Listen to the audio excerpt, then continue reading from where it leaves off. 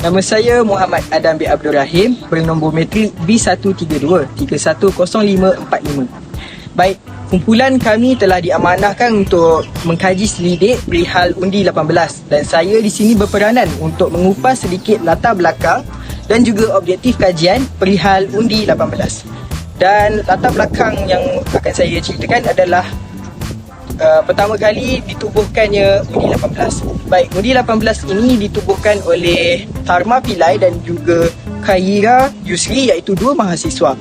Mereka bernaung di bawah naungan Malaysian Students Global Alliance dan mereka mempunyai inisiatif untuk membawa had umum mengundi daripada 21 tahun ke 18 tahun pada tahun 2016. Dan seterusnya pada April 2017, mereka telah menghantar memorandum kepada Najib Abdul Razak di mana memorandum itu mengandungi pindaan untuk mengurangkan had umur mengundi daripada 21 tahun ke 18 tahun. Namun pada ketika itu memorandum tersebut tidak berjaya dilaksanakan. Dan seterusnya pada 2019 berlakunya pindaan Perlembagaan Persekutuan 2019 yang pada ketika itu setelah pilihan raya umum ke-14 tubuhnya kerajaan baharu iaitu Kerajaan Pakatan Harapan yang diketuai oleh Mahathir Mohamad dan telah melaksanakan penurunan had umum mengundi daripada 21 tahun kepada 18 tahun berlandaskan manifesto yang telah mereka lakukan semasa pilihan raya tersebut. Akhir sekali, saya akan membentangkan objektif kajian kumpulan kami. Objektif kajian kami terbahagi kepada 3. Yang pertama adalah kami ingin mengenal pasti apa itu definisi pengundi muda ataupun undi 18 tahun. Yang kedua, kami ingin membincangkan peranan dan juga tanggungjawab generasi muda zaman kini terhadap negara. Dan yang ketiga, iaitu akhir sekali, kami ingin menganalisis faktor-faktor media sosial seperti Twitter, Facebook, TikTok dan juga Instagram dalam menguji kematangan generasi muda dan juga pengundi muda masa kini. Assalamualaikum, nama saya Muhammad Zaim Nazif bin Yaakob, nombor metrik B323-10551. Tarikh 16 Julai 2019 telah mencatat sejarah baru buat negara Malaysia apabila rang undang-undang telah meminda Perlembagaan Persekutuan bagi menurunkan umur mengundi daripada 21 tahun ke 18 tahun. Usul ini telah disokong oleh semua perwakilan yang hadir dan tiada ahli parlimen yang berkecuali telah memberikan indikasi bahawa generasi muda pada hari ini berjaya membuktikan mereka sudah mencapai tahap pengetahuan yang lebih tinggi berbanding dulu. Sementara itu, Perkara 21 Deklarasi Hak Asasi Manusia Sejagat 1948 pula menyatakan bahawa setiap orang mempunyai hak untuk mengambil bahagian dalam pemerintahan negaranya sama ada secara langsung atau melalui wakil yang telah dipilih olehnya secara bebas. Jika kita soroti kembali perkara 119 Perlembagaan Persekutuan Malaysia yang memperuntukkan bahawa tiap-tiap warga negara Malaysia yang berumur 21 tahun ke atas dan bermuastati dalam mana-mana bahagian pilihan raya dan berdaftar sebagai pengundi adalah berhak untuk mengundi dalam mana-mana bahagian pilihan raya iaitu pilihan raya Dewan Rakyat dan Dewan Undangan Negeri. Perbandingan dengan beberapa negara ASEAN berkaitan had umur mengundi menunjukkan hanya Malaysia dan Singapura yang telah menghadkan umur 21 tahun, manakala negara-negara ASEAN yang lain menetapkan had umur mengundi pada 18 tahun dan 17 tahun untuk Indonesia. Sekiranya kita pergi jauh sedikit membuat perbandingan dengan negara-negara maju di Eropah seperti United Kingdom, Jerman, Perancis dan Finland, semua negara ini meletakkan umur 18 tahun sebagai had umur mengundi. Kerana apa?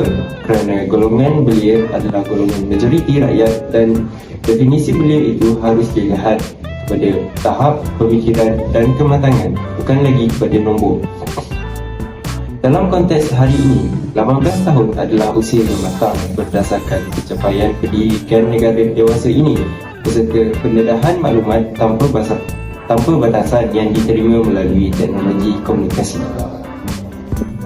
Daripada apa yang dijelaskan di sini, saya dapat rangkumkan bahawa kewajipan mengundi itu bukan hanya sekadar hak tetapi merupakan satu proses pelaksanaan perlembagaan dan undang-undang negara melalui pemilihan pemimpin secara demokrasi. Maka hak pengundian itu sewajarnya diberikan kepada semua rakyat Malaysia yang sudah berada pada tahap pemikiran yang matang dan bersedia beraksi untuk menjalankan kewajipan sebagai rakyat. Hai, Assalamualaikum. Nama saya Nurul Yasin Binti Yahidi. Nombor matrik B1323104541. Lebih daripada separuh abad, negara kita telah meraihkan kemerdekaan, bukan? Jadi, saya akan menerangkan tentang antara peranan dan tanggungjawab generasi muda kepada negara kita. Peranan yang pertama adalah remaja kini perlulah belajar bersungguh-sungguh untuk mencapai kecemerlangan bagi melahirkan individu yang berilmu dan berfikiran cerdas. Seterusnya, remaja kini juga perlulah mempunyai kesihatan fizikal dan mental yang baik supaya dapat menjadi lebih kompetitif demi menuju wawasan negara. Selain itu, generasi muda juga perlulah mempunyai personaliti dan ajaran agama yang mantap supaya dapat memimpin negara dengan adil dan saksama, tidak mengira kaum, budaya maupun bangsa. Akhir sekali, generasi muda juga perlu mempunyai fikiran yang kreatif dan inovatif supaya industri negara dapat melonjak ke hadapan dan tidak akan dipandang rendah. Assalamualaikum warahmatullahi wabarakatuh dan selamat sejahtera. Nama saya Ahmad Haris bin Abdul Haris. Nombor matrik saya adalah B1323105554. Baiklah, saya akan menyambung pembincangan kita pada hari ini, iaitu faktor-faktor pendorong media sosial yang menguji kematangan pengundi muda. Baiklah, buat pengetahuan semua, media sosial memberikan impak besar kepada pengenalan PIK 15 terhadap golongan pengundi 18 tahun. Antara platform media sosial ialah TikTok, Twitter dan juga YouTube. Hal ini kerana media sosial memberikan kemudahan kepada golongan 18 tahun untuk mengakses berkaitan politik di negara kita. Jadi, mereka boleh memilih parti politik yang mereka rasa sesuai untuk diundi. Seterusnya, kita juga dapat lihat jika influencer di media sosial membuat konten berkaitan dengan politik ataupun isu-isu semasa.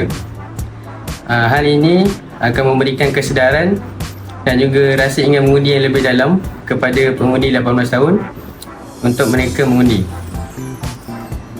Selain itu, media sosial juga memberikan peluang yang luas kepada pengundi 18 tahun untuk berinteraksi dengan rakan pengundi lain bagi membincangkan tentang politik di negara kita, seperti sistem politik dan juga isu-isu semasa. Oleh itu, media sosial merupakan pengaruh yang terbesar kepada pengundi 18 tahun untuk mereka mengundi. Walau bagaimanapun, pengundi mestilah bijak untuk mengundi serta berfikir dengan lebih rasional terhadap undian mereka agar keputusan undian yang terhasil menjadi lebih matang dan bertanggungjawab. Okay, itu sahaja daripada saya. Saya akan memberi kepada pembentang yang lain. Assalamualaikum dan salam sejahtera. Nama saya Khairul Izran bin Khalil Anwar. Nombor matrik B1323105555. Okay, hari ini saya akan terangkan tentang sorotan kajian tentang undi 18. Tujuan kajian ini adalah untuk mengenal pasti definisi golongan muda 18 dan faktor media sosial terhadap undi 18, serta untuk membandingkan negara-negara yang maju setelah mereka mengenalkan tentang undi 18.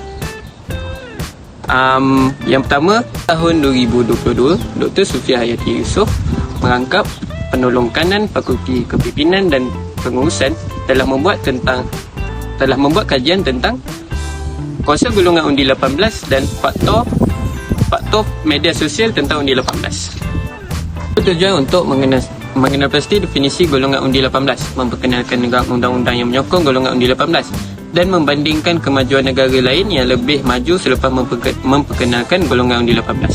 Hasil kajian mendapati bahawa golongan undi 18 adalah penurunan usia mengundi daripada umur 21 ke 18 tahun. Manakala kewajipan mengundi itu bukan hanya sekadar hak tetapi merupakan satu proses perlembagaan dan undang-undang untuk memilih pemimpin negara secara demokrasi. Seterusnya, negara maju di Eropah seperti United Kingdom, Jerman, Perancis dan Finland, kesemua negara ini meletakkan had umur 18 tahun sebagai umur mengundi. Disebabkan mereka mengakui bahawa umur 18 tahun adalah usia yang matang dalam menentukan masa depan negara. Assalamualaikum, nama saya Nur Azhar Hakimi bin Muhammad Fikri, penuh metrik B132310548. Hari ini saya akan membentangkan tentang metodologi dan kesimpulan kajian kami.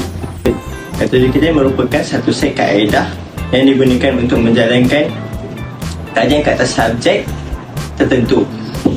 Metodologi kita terbahagi kepada dua, iaitu reka bentuk kajian dan juga instrumen kajian. Reka bentuk ini merupakan cara di mana kita untuk mendapatkan maklumat dan juga kaedah yang digunakan. Sebagai contoh, kami menggunakan kaedah responden dan juga rujukan.